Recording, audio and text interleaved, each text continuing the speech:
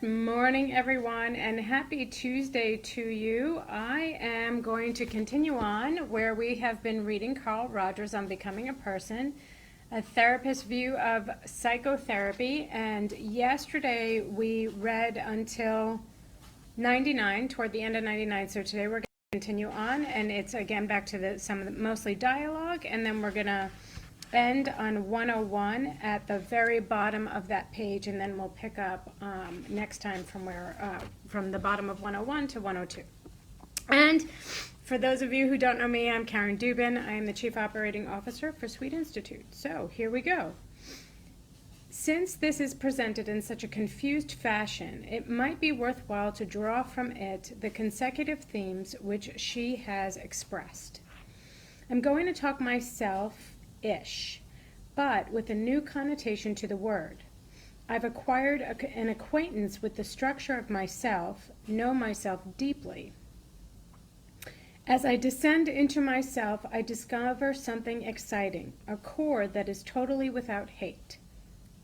It can't be a part of everyday life. It may even be abnormal.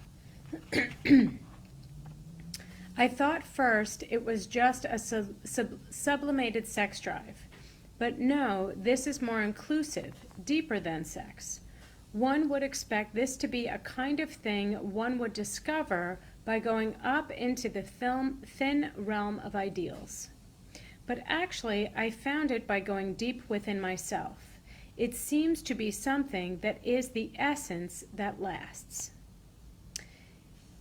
Is this a mystic experience she is describing? It would seem that the counselor felt so from the flavor of his responses. Can we attach any significance to such a Gertrude Stein kind of expression? The writer would simply point out that many clients have come to somewhat similar conclusion about themselves, though not always expressed in such an emotional way. Even Mrs. Oak, in the following interview, the 35th, gives a clearer and more concise statement of her feeling in a more down-to-earth way. She also explains why it was difficult experience to face. Client: I think I'm awfully glad I found myself or brought myself or wanted to talk about self. I mean, it's a very personal, private kind of thing that you just don't talk about.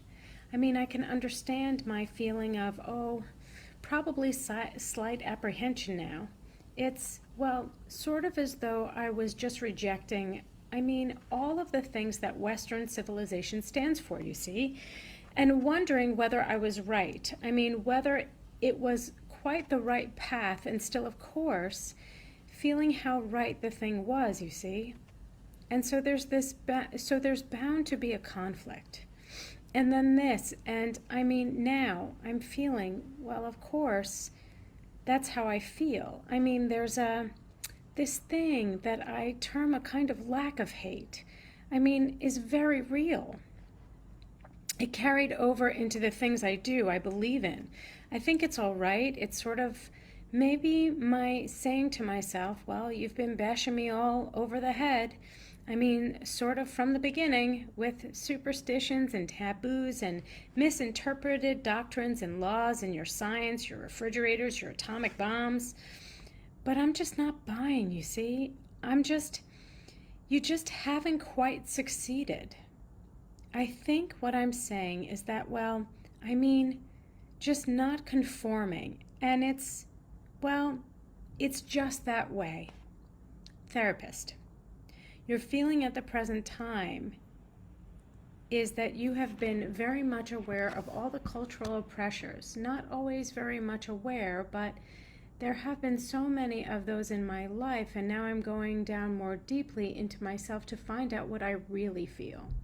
And it seems very much at present time as though that somehow separates you a long ways from your culture, and it's a little frightening, but basically good. Is that client? Yeah. I have the feeling now that it's okay, really. Then there's something else.